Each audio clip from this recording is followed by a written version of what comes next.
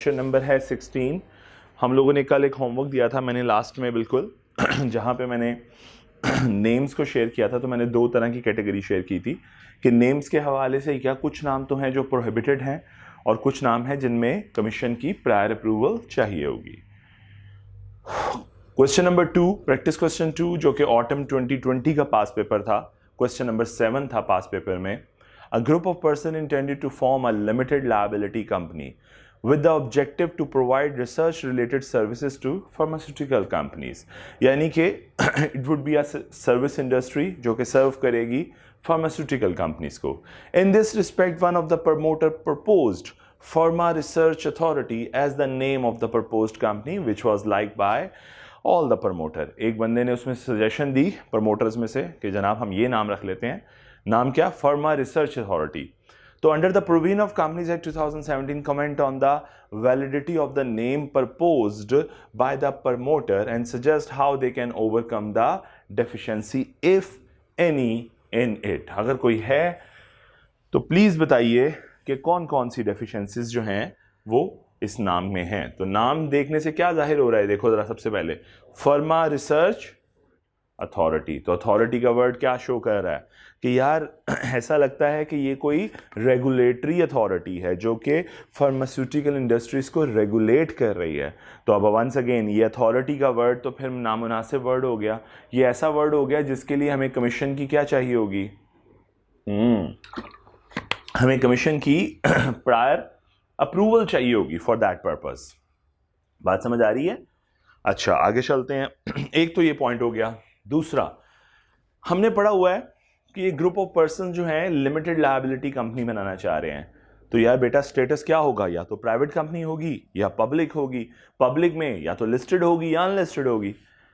तो कौन सी कंपनी बनाना चाह रहे हैं? नाम के साथ मेंशन करना पड़ेगा ना। If it is a private company तो they should write down the name, they should write down the words private limited as the name of the company. ऐसा ही है। और अगर हम सेकेंडली बात करें कि अगर ये पब्लिक कंपनी बनाना चाहती है तो लिमिटेड का वर्ड इस्तेमाल करें, तो वो भी एक प्रॉब्लम है। मेरी बात समझ आ रही? तो ये दो तरह के मेजर प्रॉब्लम्स जो थे मैंने हाईलाइट भी किए। एक तो प्रायर अप्रूवल चाहिए होगी और दूसरा लिमिटेड लायबिलिटी का कॉन्सेप्ट है, लाभ के साथ लिमिटेड लिखा होना चाहिए। हाँ, एक सिनेरियो है जिसमें लिमिटेड लिखने की जरूरत नहीं पड़ती, और वो कौन सी प्रॉफिट कंपनी, कौन सी कंपनी है? Association not for profit. उसके साथ नाम के साथ आपको लिमिटेड का वर्ड लगाने की जरूरत नहीं पड़ेगी।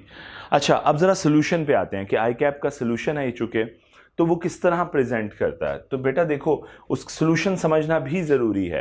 ये देखो, पहले उसने अपनी रीज़न बताई कि क्या गलती है, फिर उसने उसकी एक्सेप्शन बताई कि कैसे किया जा सकता है, फिर उसने बताया कि क्या प्रॉब्लम है, फिर उसने बताया कि इसको रिजॉल्व करना हो तो कैसे किया जा सकता है। आप उसका सीक्वेंस देख रहे हो कि पहले एक गलती बताई तुम्हारी कि अथॉरिटी का वर्ड है, भाई ये ठीक नहीं है।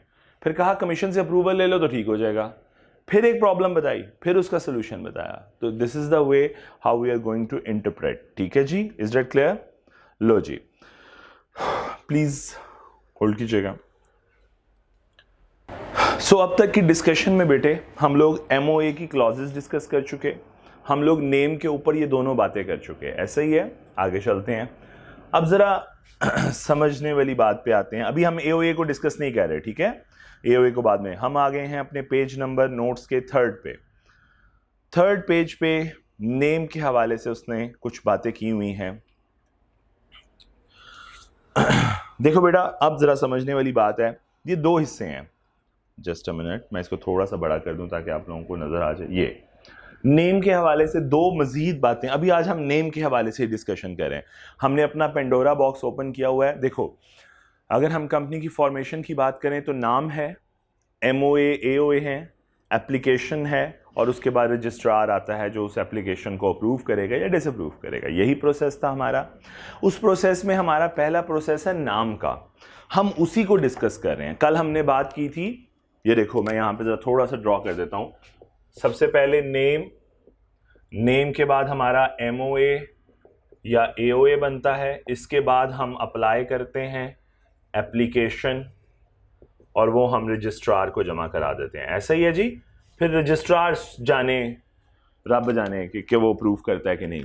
अभी हम जो प्रोसेस हमने थोड़ा सा डिस्कशन की एमओए के ऊपर, हमने कहा इसकी कितनी क्लॉजेज हैं, 6 क्लॉजेज थी, वो डिस्कस की। अब हम बात कर रहे थे, कल की क्लास में डिस्कशन थी कि नेम या तो प्रोहिबिटेड होगा या कमीशन की अप्रूवल चाहिए होगी। आज हम जरा बात करने जा रहे हैं नेम के हवाले से ही कि देखो इस सारे प्रोसेस में सबसे पहले क्या करना है, नाम हासिल करना है। तो बेटा अप्लाई करना पड़ेगा ना। मैंने कहा था प्रोसेस क्या होता है, आसान सा प्रोसेस है, मैं यहां लिख देता हूं। सबसे पहले आपको सर्च रिपोर्ट लेनी होती है कि क्या मेरे जैसा नाम कोई और नाम एग्जिस्ट तो नहीं करता।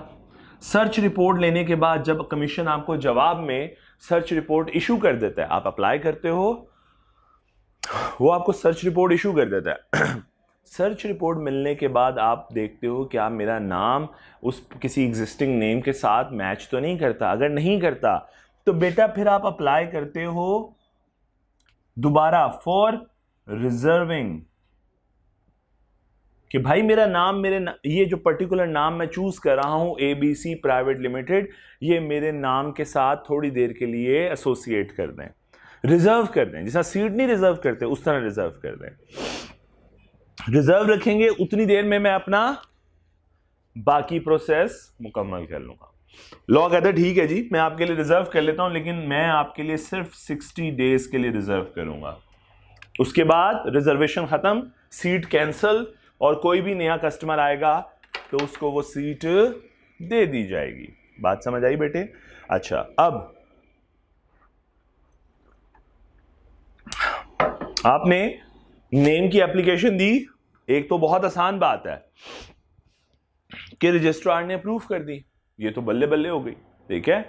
लेकिन व्हाट इफ रजिस्ट्रार अपनी एप्लीकेशन डिसअप्रूव कर दे? अच्छा, अभी यहां पे मैं बात कर रहा हूं ना जो डिसअप्रूवल की, मैं यहां पे ये बात कर रहा हूं कि रजिस्ट्रार को हमसे कोई तकलीफ है, हमारी तरफ से कोई ओमिशन, मिसलीडिंग स्टेटमेंट, कोई मिसलीडिंग इंफॉर्मेशन नहीं है, हमने कुछ गलत नहीं किया, रजिस्ट्रार हमारी एप्लीकेशन एक्सेप्ट नहीं करता due to any reason. Maybe उसे लगता है कि ये नाम रिजेंबल करता है, हालांकि हमें लग रहा है कि नहीं करता, लेकिन उसे लगता है करता है तो वो नहीं अलाउ कर रहा।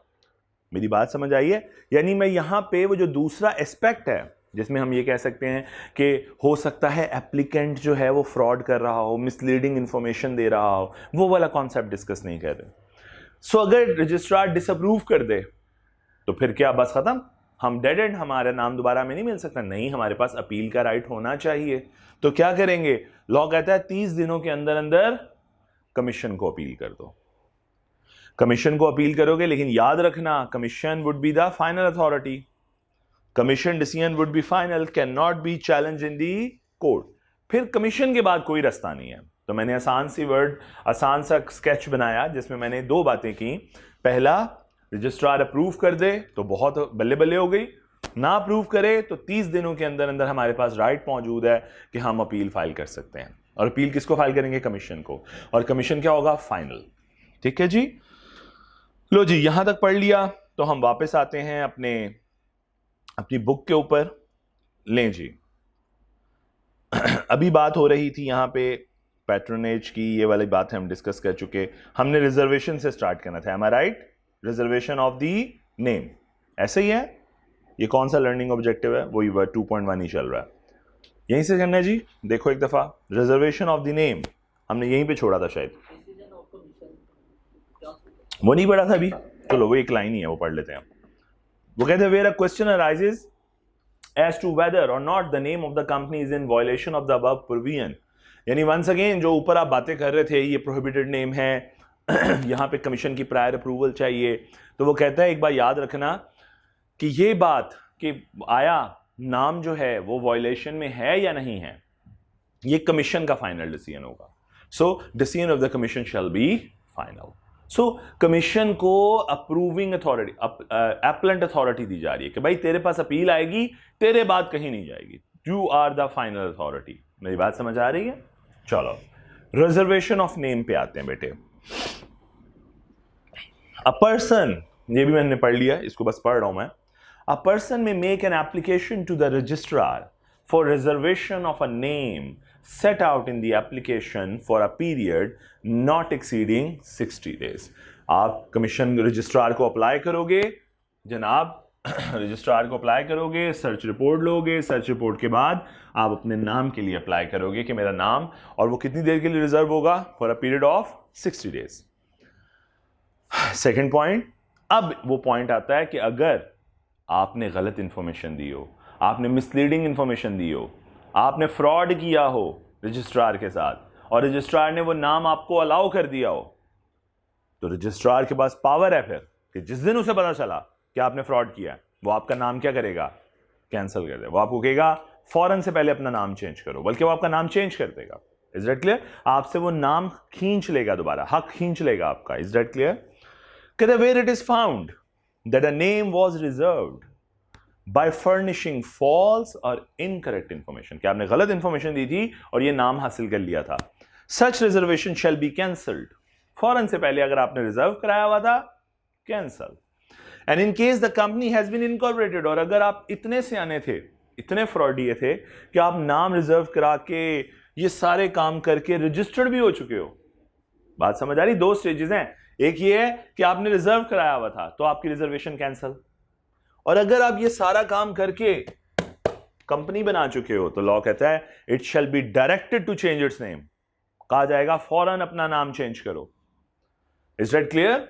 और आगे क्या लिखा हुआ है? The person making the application, just a minute, the person making an application shall be liable to a penalty, और उस बंदे को पेनल्टी पड़ेगी जिसने ये हरकत की है, जिसने फॉल्स इंफॉर्मेशन शेयर की है। जी, बात समझ आई यहां तक? आगे चलते हैं फिर। If the name applied for is refused by the registrar, registrar ने रिफ्यूज कर दिया तो क्या करें? अपील फाइल करेंगे। द एग्रीव पर्सन, जिसके साथ पैड़ी हुई है, may within 30 days of the order of refusal prefer an appeal to the commission, तो कमीशन को अपील फाइल कर दी जाएगी।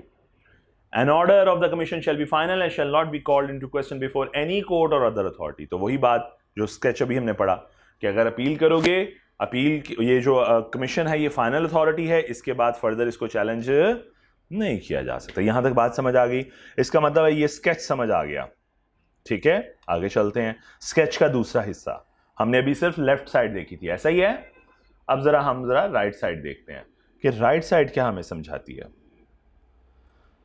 अच्छा, स्केच इस पर्टिकुलर चैप्टर के अंदर बहुत इंपॉर्टेंट है, ये बात याद रखना। मैंने पहले भी कहा था या तो मेरे बनाए हुए स्केच यूज कर लो या फिर अपने बना लो। क्यों?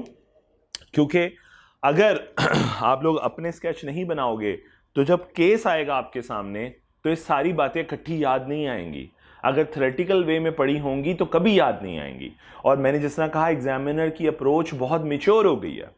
वो अब चाहता है कि आप एक प्रोफेशनल की तरह मुझे आंसर करो, ना कि एक स्टूडेंट की तरह जो रट्टा मार के पढ़ेगा, 2 पैराग्राफ पूछूंगा 2 का आंसर कर देगा। वो चाहता है कि मैं तुमसे नेम के बारे में पूछूं तो नेम से रेलेवेंट जितनी बातें हैं तुम्हारे फौरन से पहले माइंड में आए और उसका एक एक्सट्रैक्ट मींस उसका एक खुलासा तुम मुझे पेपर में डाल के दे दो। बात समझ आ रही है? मैं इसीलिए आप लोगों से स्केचेस डिस्कस कर रहा हूं, वरना इसका मुझे कोई फायदा नहीं है। आज का आपको फायदा है आप लोगों को। ठीक है? अब देखो जरा, इसी स्केच में घूम रहा हूं मैं कहीं नहीं गया अभी। मैंने देखा एमओए डिस्कस कर लिया, नेम डिस्कस किया, नेम में फिर प्रोहिबिटेड और दूसरी क्लॉज कौन सी डिस्कस की हमने कि एससीसीपी की कमीशन चाहिए, एससीसी की परमिशन चाहिए, 2 बातें डिस्कस की। फिर हमने ये रिजर्वेशन वाली बात डिस्कस की, बैठ जो वालेकुम सलाम, रिजर्वेशन वाली बात। अब मैं एक नया एंगल डिस्कस करने लगा हूं। मैं ये कहने लगा हूं कि अज्यूम करें नाम जो है वो रजिस्टर्ड हो चुका है। मैंने कंपनी का नाम रखा था ABC प्राइवेट लिमिटेड, मुझे वो नाम मिल चुका, मैंने रिजर्व करवाया, मैंने MOA बनाया, AOA बनाया, एप्लीकेशन दी, मैं रजिस्टर्ड हो गया। रजिस्ट्रार ने मुझे क्या इशू किया होगा? Certificate of incorporation. मैं मिल चुका है। अब मैं चाहता हूं, क्या कंपनी की जिंदगी में ऐसा टाइम नहीं आ सकता कि वो चाहे कि अपना नाम चेंज कर ले? आ सकता है। इसका मतलब है कि जिस तरह फॉर एग्जांपल मैं एक प्रैक्टिकल एग्जांपल दे देता हूं। नहीं एक क्लाइंट था हमारा, मैन्युफैक्चरिंग कंपनी थी, जो आउटफिटर का ब्रांड है। आउटफिटर ब्रांड देखा आप लोगों ने? आउटफिटर का ब्रांड के जो मैन्युफैक्चरर्स हैं, actually outfitter is a brand name, पीछे एक कंपनी है जो ये काम कर रही है, उसका नाम था लॉफ्ट कमर्शियल प्राइवेट लिमिटेड। ठीक है, उनको एक पता नहीं क्या सूझी, उनको लगा कि उन्होंने थोड़ा सा चेंज करना है, तो उन्होंने टेक्सटाइल का टच देना है, तो उन्होंने लॉफ्टेक्स कमर्शियल प्राइवेट लिमिटेड रख लिया अपना नाम।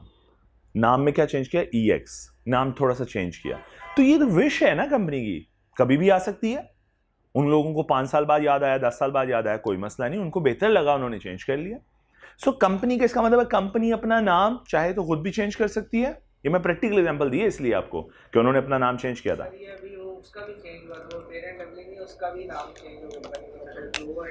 बेटा लेकिन वो देखो ना, फेयर एंड लवली जो है in fact it's a brand name. आप थोड़ा सा समझो। देखो मैं एक मजेदार बात बताता हूं, आपके पाकिस्तान में मल्टीपल ब्रांड्स हैं जो निशात बना रहा है पीछे से बैठ के, मल्टीपल ब्रांड्स हैं, वेल नोन ब्रांड्स, पीछे से मैन्युफैक्चरिंग कौन कर रहा है? निशात। टैग भी आपका लगाता है। मतलब सपोज मैं कहता हूं, अभी तो नहीं वैसे मैं इतने श्योरिटी के साथ कहता, लेकिन मैं अज्यूम करता हूं कि लिवाइस जो है अपनी मैन्युफैक्चरिंग निशात से कराता है। सपोज ऐसा नहीं है, सपोज लिवाइस अपनी मैन्युफैक्चर, तो लिवाइस का टैग तक निशात लगा के देता है। ऐसा नहीं है कि निशात, क्योंकि निशात खाली अपनी जो निशात का मेन सोर्स ऑफ बिजनेस है that is selling the garments, ठीक है, लेकिन वो सर्विसेज इंडस्ट्री भी बन गया हुआ है, वो सर्विसेज भी दे रहा है, क्योंकि इतनी मशीनरी है, इतनी प्रोडक्शन, बड़ा प्रोडक्शन यूनिट है कि वो कहता है ठीक है मैं अपना तो कर ही रहा हूँ, साथ साथ तेरे काम भी कर देता हूँ। इस काम में जो ये वो रॉ मटेरियल देते होंगे वो वही प्रोवाइड करते हैं। मतलब raw material, Levi's raw material अपना खुद प्रोवाइड करेगा, टैग्स अपने खुद प्रोवाइड करेगा, और फिर यहां तक कि जितना रॉ मटेरियल बच जाएगा, यानी फॉर एग्जांपल पैंट की कटिंग में या टी शर्ट की कटिंग में जो बाकी रॉ मटेरियल बच जाएगा वो भी डिस्कार्ड नहीं होता, वो भी वापस करना होता है। ये लोग इतना मैं यूं कह सकता हूं, इतना क्या अच्छा वर्ड यूज करना चाहिए, प्रोफेशनलिज्म के साथ काम करते हैं, या इतने एथिकली काम करते हैं आपस में कि ये लोग एक दूसरे के इतने से रॉ मटेरियल का भी ख्याल रखते हैं, बाहर नहीं जाने देते। बात समझ रहे? क्योंकि मार्केट में अगर बचा हुआ कपड़ा गया तो कोई ना कोई उस कपड़े से कुछ ना कुछ बना लेगा और ऐसा लगेगा जैसे लिवाइस का कपड़ा ही है। सो इतना ख्याल रखा जाता है। सो प्रोफेशनलिज्म एंड एथिकल वैल्यूज बहुत स्ट्रांग होती हैं इनके आपस में, बहुत स्ट्रांग। सो रीजन मैंने समझाया कि बहुत से मल्टीपल, तो आप जो बेटा कह रहे हो वो ब्रांड नेम है, पीछे बैक एंड पे जो कंपनी है वो इज समथिंग डिफरेंट। कई दफा होता है एक कंपनी मल्टीपल ब्रांड लॉन्च करके बैठी होती है। जी जी बिल्कुल, वो ब्रांड नेम है ना, वो ब्रांड नेम है। ब्रांड नेम की चेंजिंग और सिनेरियो है, कंपनी नेम का चेंज और सिनेरियो है। बात समझ आई? सो इसका मतलब ये हुआ कि कंपनी चाहे तो अपना नाम खुद भी चेंज कर सकती है, और एक और भी तो हो सकता है, एक अथॉरिटी भी तो है, कौन? रजिस्ट्रार। अगर उसको पसंद ना आए आपका नाम, या लगे कि उसे लगे कि कोई नाम में कोई प्रॉब्लम है, यहां तक आपको नजर आ रहा है ये वाली चीज? मैं थोड़ा सा ऊपर कर देता हूं, मैं हाल चेयर बीच में रास्ते में रुकावट बन रही है, हम इसको साइड पे कर देते हैं जी। तो हमने कहा या तो अपना नाम खुद चेंज कर सकता है, या कभी कभी रजिस्ट्रार भी आपके नाम में कोई कीड़े निकाल सकता है चलती चलाती कंपनी में। अब हम बात करें चलती चलाती कंपनी जिसका नाम रजिस्टर्ड है, ऐसा ही है? मतलब ये बाद में कंपनी इनकॉर्पोरेट हो चुकी है, they may be some reasons, registrar may have some reasons, ठीक है, may have some reasons. So on its own अगर कंपनी अपना नाम खुद चेंज करना चाहेगी तो फिर क्या होगा? रजिस्ट्रार की अप्रूवल। लेकिन इसके साथ साथ एक और बड़ा इंपॉर्टेंट एस्पेक्ट है जो मैं नीचे से डिस्कस करना चाहूंगा, यहां से रजिस्ट्रार की अप्रूवल के साथ अगर मैं यहां पे एक छोटा सा वर्ड और लिख दूं, चले मैं यहीं पे ऐड कर देता हूं ताकि आप भी अपने नोट्स में ऐड कर लीजिएगा। मैंने क्या वर्ड ऐड किया है? Special resolution.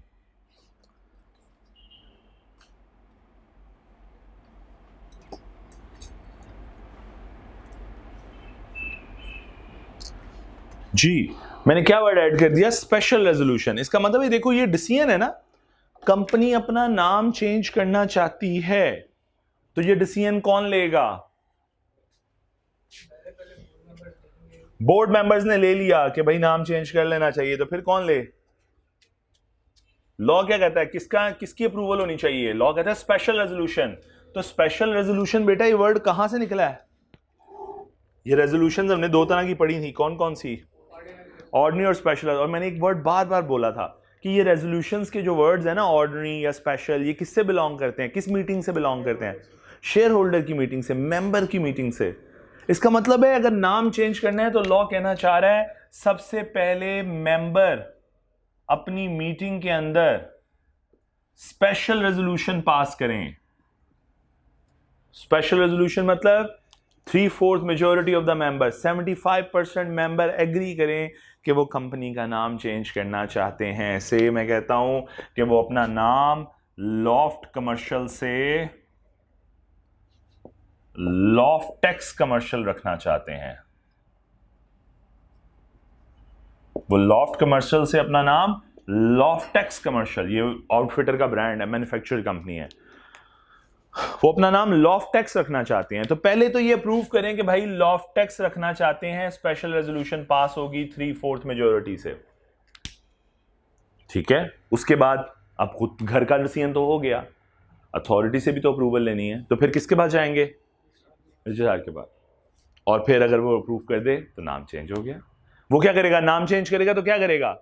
आपको एक नया सर्टिफिकेट इशू कर देगा। हाँ, लिखना चाहे लिख लें। चेंजर्स नेम करेगा तो बदले में आपको एक न्यू सर्टिफिकेट इशू कर देगा। पुराने नाम की जगह नए नाम का सर्टिफिकेट इशू कर देगा। बात समझ आ रही है? सो अगर खुद चेंज करोगे तो ये सूरत हाल है। अगर अच्छा, मैंने चेंज को ना रेक्टिफिकेशन से चेंज कर दिया है। रेक्टिफिकेशन एक एरर भी हो सकता है, आप उसके केस में, शायद अप्रूवल के केस में, चलो उसी बात पे आप बाद में आते हैं हम। अच्छा जी, जस्ट अ मिनट। ले जी, ऑन रजिस्ट्रार डायरेक्शन, अगर रजिस्ट्रार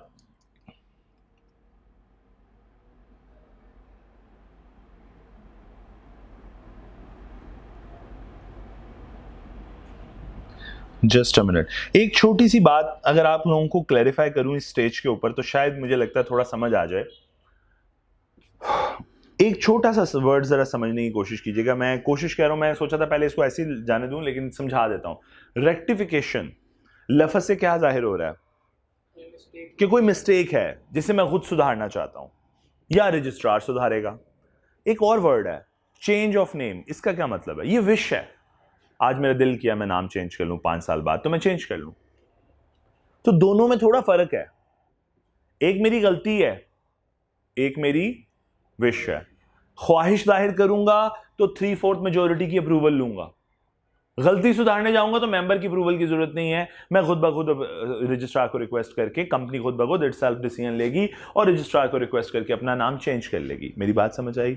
सो अगर मैं कहूं कि ये रेक्टिफिकेशन है तो शायद 3/4 की जरूरत ना पड़े।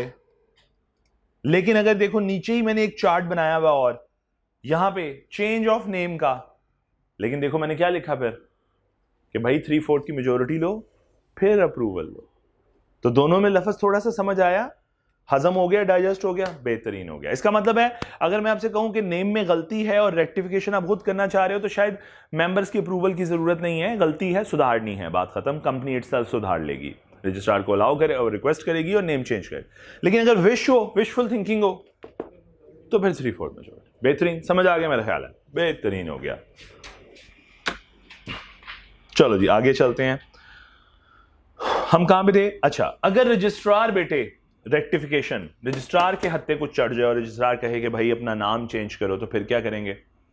लॉ कहता है फिर जो ही रजिस्ट्रार तुम्हें डायरेक्शन इशू करे 30 दिनों के अंदर अंदर तुमने अपना नाम चेंज करना है। यानी रजिस्ट्रार का हुक्म आ गया तो तुम्हारे पास 30 दिन है। लेकिन अब मजेदार बात सुनिएगा बेटा, कोई भी रेगुलेटर क्या मुंह उठा के तुम्हें ऑर्डर जारी कर सकता है? क्या करेगा वो? सबसे पहले वो सबसे पहले शोकाज नोटिस भेजेगा तुम्हें, वो सबसे पहले नोटिस भेजेगा और नोटिस के बाद तुम्हें क्या कहेगा कि आप अपने दलाइल दीजिए, अपना व्यू पॉइंट शेयर कीजिए, यानी हमें रिस्पॉन्स दें या रिप्लाई करें। आपका रिप्लाई पसंद ना आए या आप रिप्लाई ना करें, तब जाके वो क्या करता है? हाँ, तब जाके वो अपना ऑर्डर इशू करता है।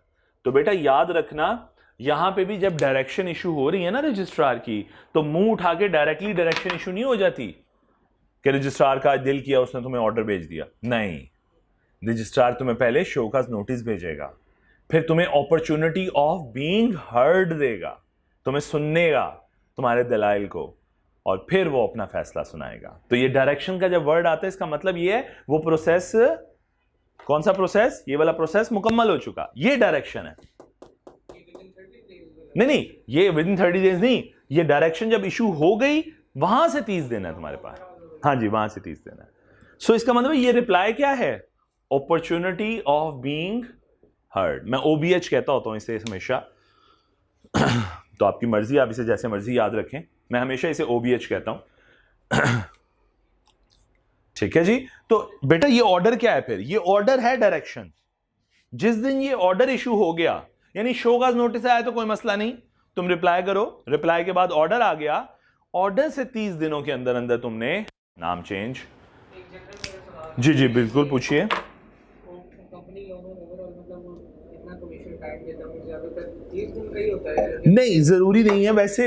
हाँ, आप फ्रीक्वेंटली देखते हो कि आपको ग्रेस पीरियड के तौर पे 30 दिन मिल रहे होते हैं। ट्रू, हर जगह पे मोस्टली 13 डेज का टाइम पर, मेजोरिटी 30। लेकिन ये हार्ड एंड फास्ट रूल नहीं है, क्योंकि हर सेक्शन अपनी नौयत का सेक्शन है, हर सेक्शन में अलग से पावर। तो कभी पेपर में भूलते ना, तो मतलब 30 दिन नहीं, वो आंखें बंद करके 30 दिन पे तुक्का लगाना वो एक अलग बात है, लेकिन ऐसा नहीं है, ऐसा नहीं है।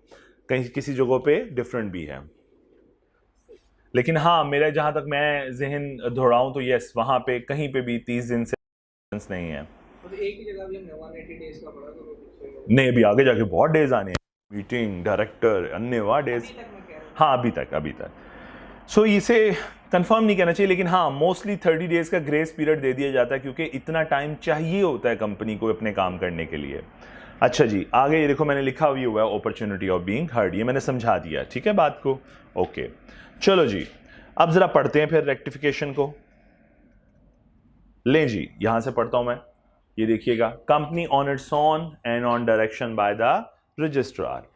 क्या लिखता है जी, कहता है company which through inadvertence और अदरवाइज, इन एडवर्टेंस कहते हैं गैर दानिस्ता तौर पे, अनइंटेंशनली, इन एडवर्टेंस कहते हैं अनइंटेंशनली, कोई गलती हो जाए, क्योंकि दानिस्ता तौर पे हुई तो क्या होगा, फ्रॉड, तो कह रहे हैं गैर दानिस्ता तौर पे। सो a company which through inadvertence और otherwise is registered by a name in contravention of the companies act, यानी अगेंस्ट है नाम, प्रोहिबिटेड है या कमीशन की अप्रूवल नहीं है, ब्ला ब्ला ब्ला, और the name was obtain by furnishing false और इनकरेक्ट इंफॉर्मेशन, या आपने नाम हासिल कर लिया है गलत इंफॉर्मेशन देकर। मे अ कंपनी में with the approval of the registrar change its name, खुद सुधारना चाहें तो रजिस्ट्रार को रिक्वेस्ट करेंगे, अप्रूवल लेंगे और नाम चेंज कर लेंगे। इससे पहले कि रजिस्ट्रार जूतियां लगाए, खुद ही सुधर जाते हैं, अच्छे बच्चे बन जाते हैं। A company shall, if the registrar so directs, यानी अगर रजिस्ट्रार तुम्हें पकड़ ले तो से, ठीक है, तो फिर क्या होगा, with in 30 days of the receipt of such direction, फिर 30 दिनों के अंदर अंदर, डायरेक्शन के 30 दिनों के अंदर अंदर, change its name with the approval of the registrar, फिर 30 दिनों में वो अपना नाम चेंज कर लेगा।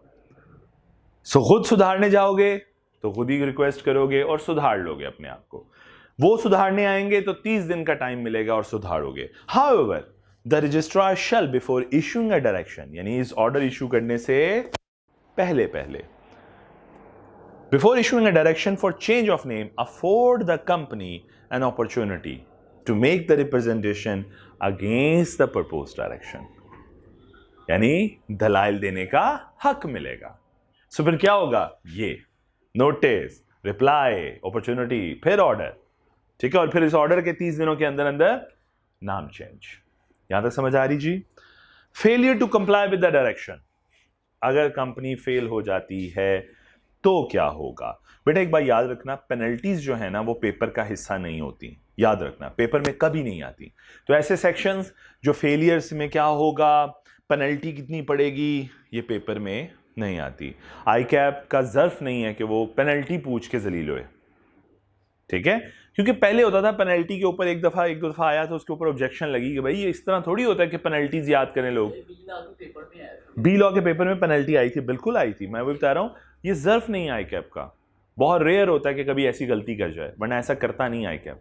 ठीक है, सो आगे चलता हूं, हम पढ़ रहे हैं, ऐसा नहीं छोड़ रहे हैं, लेकिन मैं कहता हूं कि इसे याद करने की जरूरत नहीं होती। If the company failed to report compliance with the direction issued within a specified period, the registrar may enter the register a new name of the company selected by him. ऐसी पेनल्टी, ऐसे failure याद करने पड़ेंगे, जो penalty वाली amount है वो नहीं याद करनी पड़ेगी, मैंने बोला। सो वो कहता है कि अगर फेलियर हो गया, तुमने कंप्लाई ना किया, रजिस्ट्रार ने डायरेक्शन इशू की, तो क्या करेगा वो खुद ही तुम्हारा नाम चेंज कर देगा, खुर्द बुर्द रख देगा तुम्हारा नाम, अजीबो गरीब सा। ठीक है, तो कहता है registrar shall and may enter on the register, ये जरा देखो, registrar may enter on the register a new name of the company selected by him, जो उसका दिल करेगा वो रख देगा, being a name under which the company may be registered under the Companies Act and issue a certificate of incorporation on the change of its name। यानी वो इतना सियाना हो जाएगा कि वो खुद ही तुम्हारा नाम रखेगा और उसी नाम का सर्टिफिकेट भी इशू कर देगा। तो ये सजा है एक तरह से। ठीक है, तो इससे बेहतर है कि वो हरकत करे तो तुम वो हरकत कर दो। ये जो पेनल्टी है, मैंने कहा ये पेपर में नहीं आएगी, कि if the company makes a default in complying with the direction और continue using previous name after the name has been changed by it shall be liable penalty. तो भाई अगर कंपनी ने, वो कहता है, डिफॉल्ट कर दिया या पुराना नाम इस्तेमाल करती रही, तो दोनों केसेस में क्या होगा, कंपनी को पेनल्टी पड़ेगी। ऐसे सेक्शन याद करने की जरूरत नहीं, इसे आप काट सकते। पेनल्टी की 3 स्टेजेस होती हैं, लेवल 1, लेवल 2, लेवल 3। वो डिपेंड करता है कमिश्नर आपको कौन सी स्टेज अलाउ करता है, कौन सी स्टेज स्पेसिफाई करता है। उसे लगता है ये गुस्ताखी जो है, ये छोटी गुस्ताखी है, तो लेवल 1 की पेनल्टी, ये मिड लेवल की गुस्ताखी है लेवल 2, फिर अगर ये एक्सट्रीम गुस्ताखी है तो लेवल 3। ठीक है, सो पेनल्टी जैसे चीज़ें आप काट देंगे, आप पेपर में नहीं आएंगी। ठीक है जी। Change of name by a company, लें जी, मैं जरा जल्दी से पहले दोबारा से चार्ट पे आता हूं, और मैंने कहा अब अगर चेंज करना चाहोगे तो क्या होगा, special resolution, 3/4 majority, page number है 4 बेटे मेरे नोट्स का। स्पेशल रेजोल्यूशन पास करोगे और रजिस्ट्रार से अप्रूवल हो गए। रजिस्ट्रार तुम्हें क्या कर देगा, नया सर्टिफिकेट इनकॉर्पोरेशन इशू कर देगा। आपने क्या करना है, आपकी एक जिम्मेदारी है, जब आपको नया सर्टिफिकेट मिल गया तो आपका नाम चेंज हो गया, नाम क्या हो गया, लॉफ्ट कमर्शियल से लॉफ्टेक्स कमर्शियल, अज्यूम करें, यही वाली एग्जांपल ले लेते हैं, लॉफ्टेक्स कमर्शियल आपका नाम बन गया। अब आपने क्या करना है, आपने अपना पुराना नाम अपने न्यू नाम के साथ प्रिंट करते रहना है। 90 दिन का टाइम पीरियड है कि कम से कम 90 दिन अपना पुराना नाम और अपना नया नाम साथ साथ प्रिंट रखो। जहां पे नया नाम लिखो वहां पे पुराना नाम भी लिखो, फॉर्मर नेम, ये यानी जहां पे लिखा जाएगा लॉफ्टेक्स कमर्शियल, साथ ही लिखा जाएगा फॉर्मर नेम लॉफ्ट कमर्शियल। क्यों, ताकि जो आपके कस्टमर्स हैं, जो आपके स्टेक होल्डर्स हैं, वेंडर, सप्लायर, जो है आपके, उन सबको 90 दिनों तक आपसे पता चल जाए कि आपका नया नाम क्या हो चुका है। Is that clear? फिर इसी तरह आपने कंपनी के ऊपर एक रिस्ट्रिक्शन है कि उसने बिल बोर्ड लगाना है, यानी एक बोर्ड लगाना है कंपनी, जिसपे कंपनी का नाम हो, कंपनी का एड्रेस हो, नंबर हो, बिल बोर्ड लगाना है। अब मसला ये है कि बिल बोर्ड पे भी लॉ कहता है कि फिर अपना नाम वहां पे जब नया लिखो तो साथ में पुराना भी लिखो। कितने दिन तक? 90 दिन तक। बात समझ आ रही है मेरी? लॉजिक सीम्स लॉजिकल ना? बड़ी अच्छी अच्छी बातें कह रहे हैं, हाँ ठीक है भाई, ताकि लोगों, फिर लेटर हेड्स हैं, डॉक्यूमेंट्स हैं, वो कहते हैं उन पे भी, यानी आप जहां जहां इशू करो, जो नया डॉक्यूमेंट इशू करो नए नाम के साथ, वहां पे अपना पुराना नाम भी मेंशन करो, कम से कम 90 दिन तक। बढ़ेगा, डेफिनेटली बढ़ेगा, ताकि यार एक अवेयरनेस क्रिएट हो ना, आपके स्टेक होल्डर को पता चल जाएगा आपका नया नाम क्या है। Is that clear? और no effect on legal proceeding, ये भी एक इंपॉर्टेंट बात है तीसरी, कि देखो बेटा, जिसने, अब ये एक सपोज अज्यूम करें, लॉफ्ट कमर्शियल जब नाम था पुराना, तो कंपनी के ऊपर आप 2 लोगों ने मेरे पे केस फाइल किया हुआ, कंपनी पे केस फाइल किया हुआ था, मैं अपना नाम चेंज कर लूं तो क्या होगा? मैं कहूंगा ओहो बल्ले बल्ले हो गया, आप पुरानी वाली कंपनी को जानते हैं, मैं नई कंपनी हूं, केस खत्म। कैसा होगा? नहीं, कंपनी की राइट्स और लायबिलिटीज वही रहेंगे जो पुराने नाम के साथ एसोसिएटेड थे, बस फर्क इतना है कि अब नए नाम के साथ एसोसिएट हो जाएंगे। मेरी बात समझ आई, हजम हुई? चलो गुड। सो अब आके दोबारा पढ़ते हैं इसको। फिर कहता change of name by a company, procedure क्या है जी? कहता है company by special resolution and with the approval of the registrar signified in writing change its name. एक ही लाइन में उसने दो आसान बातें कर दी। ये दो कंडीशंस हैं, special resolution and the approval of the registrar. हाँ, रिटन फॉर्म में हो वो तो मैं पता है, ऑरल फॉर्म में कोई चीज नहीं चलती कंपनी लॉ में। अप्रूवल नॉट रिक्वायर्ड, लो जी एक आसानी, अप्रूवल की जरूरत नहीं है। लॉ कहता है नाम चेंज हो रहा हो, अप्रूवल की, हमने तो पढ़ा भी अप्रूवल की जरूरत है रजिस्ट्रार से। लॉ कहता है नहीं है। तो वो लॉ एक्सेप्शन बता रहा है कि किस सूरत में नहीं है। वो कहता है कि देखो फॉर एग्जांपल मेरा नाम है, मैं अब रडोल्फ का जिक्र कर लेता हूं जी। बच्चों को ना मुझसे लॉ पढ़ते पढ़ते अक्सर रडोल्फ नाम याद हो जाता है। Rudolf Pakistan private limited. बेटा प्राइवेट लिमिटेड से क्या मुराद है? इसके मेंबर्स कितने होंगे? मिनिमम 2। मैं कहता हूं ये अपने आप का अपना स्टेटस कन्वर्ट कर लेता है। कल को ये बड़ी हो जाती है और ये अपना स्टेटस कन्वर्ट कर लेती है और अपना ये एक प्राइवेट कंपनी से पब्लिक कंपनी में कन्वर्ट हो जाती है। तो बेटा नाम क्या हो जाएगा? रडोल्फ पाकिस्तान। आगे क्या लिखूं? लॉ मुझे क्या सिखाता है? ना, लिमिटेड का वर्ड आ जाता है खाली। तो अब देखो मेरा नाम तो तब भी चेंज हो गया। पहले मैं था रडोल्फ पाकिस्तान प्राइवेट लिमिटेड और अब क्या हूं? लिमिटेड खाली। तो लॉ कहता है अगर नाम में चेंज सिर्फ ये हो, अगर नाम में चेंज सिर्फ स्टेटस की वजह से आ रहा हो कि तुमने अपना स्टेटस चेंज कर लिया है, तो फिर तुम्हें अप्रूवल की जरूरत नहीं है। ये हमें भी समझ आता है कि नाम चेंज क्यों हो रहा है, स्टेटस चेंज हो रहा है, नाम चेंज नहीं हो रहा। The permission of the registrar, ये जो ऊपर लिखी हुई थी permission, the permission of the registrar shall not be required if the only change is the addition और deletion of the word and parenthesis, यानी ब्रैकेट, वर्ड या ब्रैकेट का रिमूव होना। प्राइवेट, ठीक है, और एसएमसी प्राइवेट और लिमिटेड और गारंटी लिमिटेड और unlimited as the case may be upon the change in the status of the company.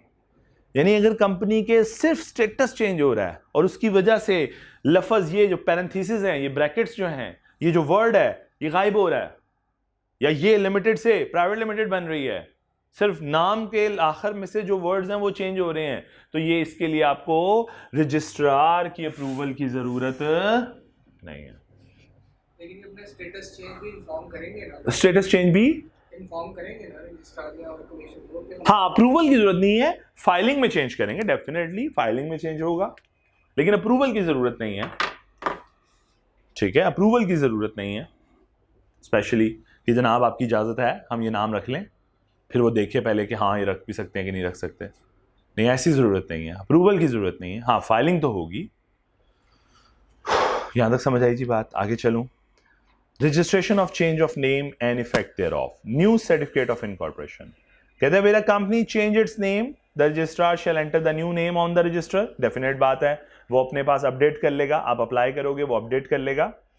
In the place of the former name, आपके पुराने नाम की जगह वो आपका नया नाम सेव कर लेगा। And shall issue a certificate of incorporation altered, और नया आपको चेंज करके आपको नया सर्टिफिकेट इशू कर देगा। मेरी बात समझ आ रही है? To meet the circumstances of the case, मतलब आपका नाम अब से कमर्शियल से लॉफ्ट टैक्स हो गया है, तो वो आपका नाम नए नाम का सर्टिफिकेट इशू कर देगा, अपने रजिस्टर में भी लॉफ्ट टैक्स सेव कर लेगा और आपको नया सर्टिफिकेट भी इशू कर देगा। On the issue of such certificate change of name is complete. जो ही उसने तुम्हें नया सर्टिफिकेट इशू किया, समझ लो सारी कंप्लायंसेस मुकम्मल हो गई और तुम्हारा नाम तब्दील हो गया। Change of name is complete.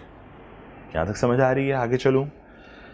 Mentioning old name with the new name, where a company change its name, it shall for a period of 90 days, 90 दिनों के लिए, from the date of issue of certificate by the registrar, ठीक है, जिस दिन registrar ने तुम्हें लॉफ्टेक्स नाम का नया सर्टिफिकेट इशू किया वहां से 90 दिन।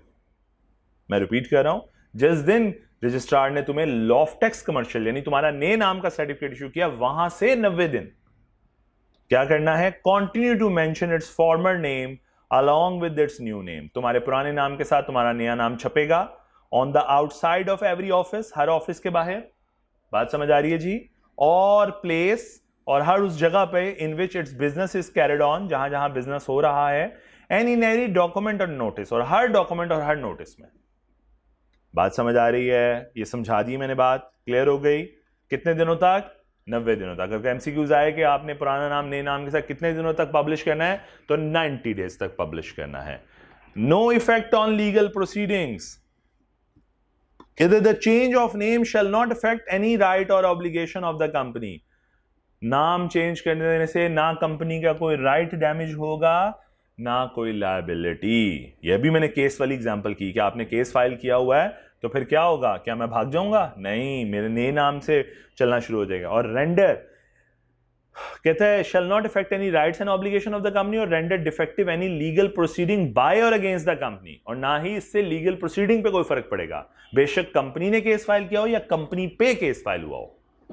And any legal proceedings that might have been continued or commenced against the company by its former name may be continued by or commenced against the company by its new name।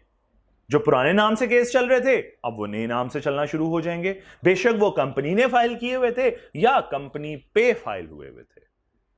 यहां तक समझ आई? हजम हुई बात? Please exam practice question 3 जरा एक दफा पढ़िए। पास पेपर का क्वेश्चन है, मैं इसको आपको कल मार्क करवा दूंगा कि ये कौन सा पास पेपर है, अभी मैंने मार्क नहीं किया हुआ। प्रैक्टिस क्वेश्चन 3 ये पास पेपर का क्वेश्चन है। प्लीज एक दफा बड़े ध्यान से, सोल्यूशन नहीं पढ़ना, क्वेश्चन जरा पढ़ें एक दफा, फिर मैं आपके साथ शेयर करता हूं।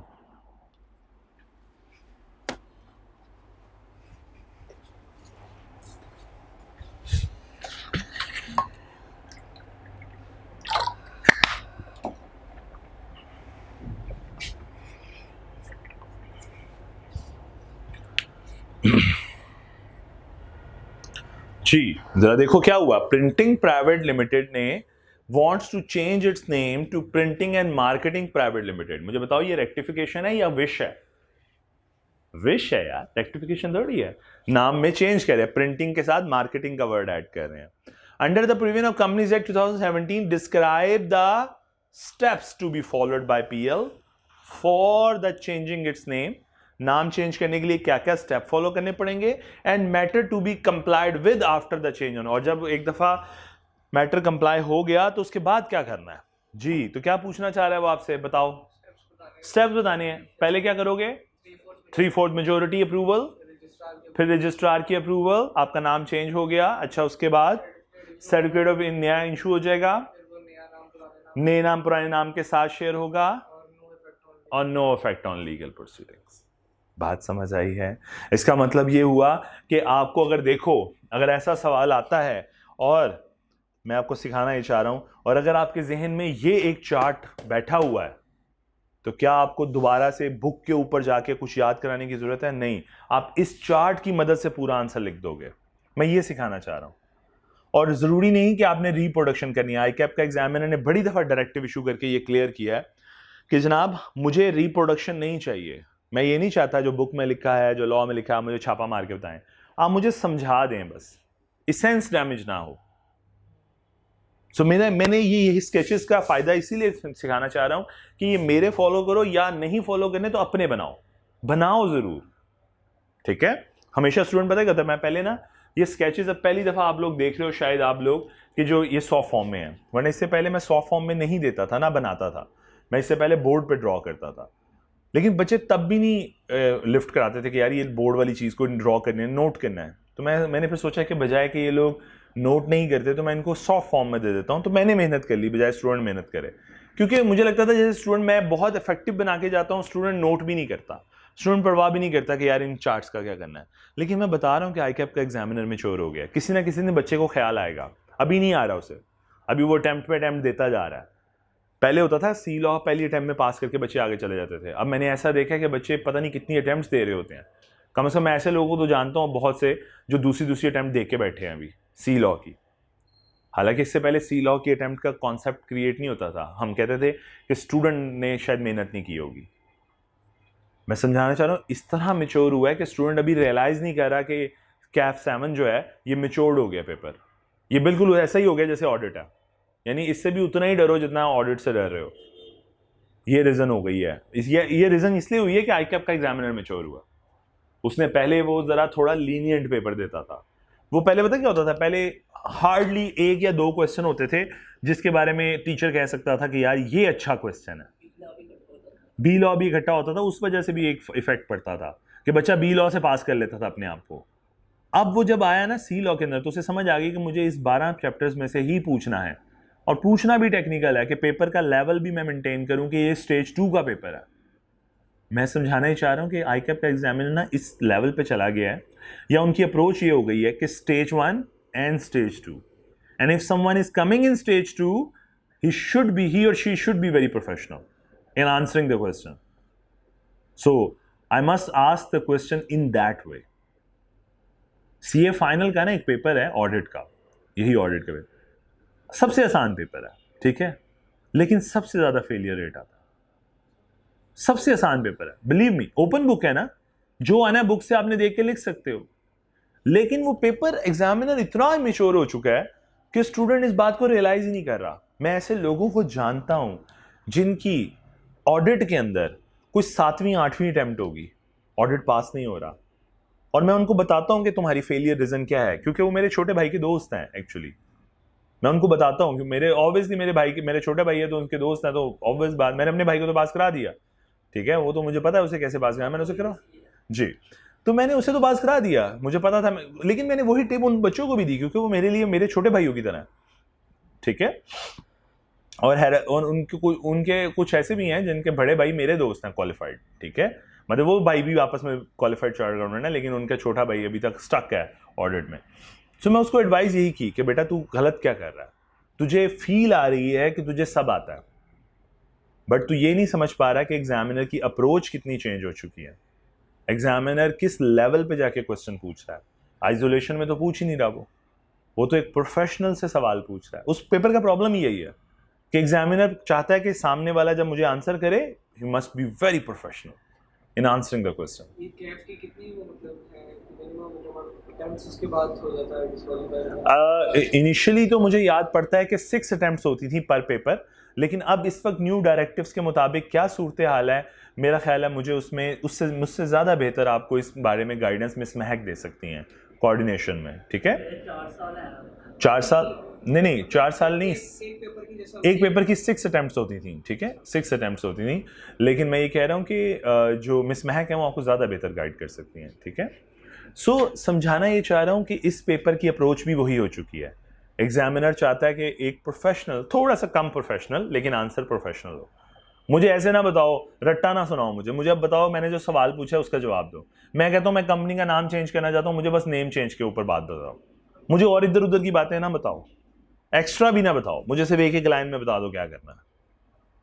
आज समझ आ रही है? चलो यहीं तक इख्तिताम करते हैं, इंशाल्लाह यहीं से आगाज करेंगे।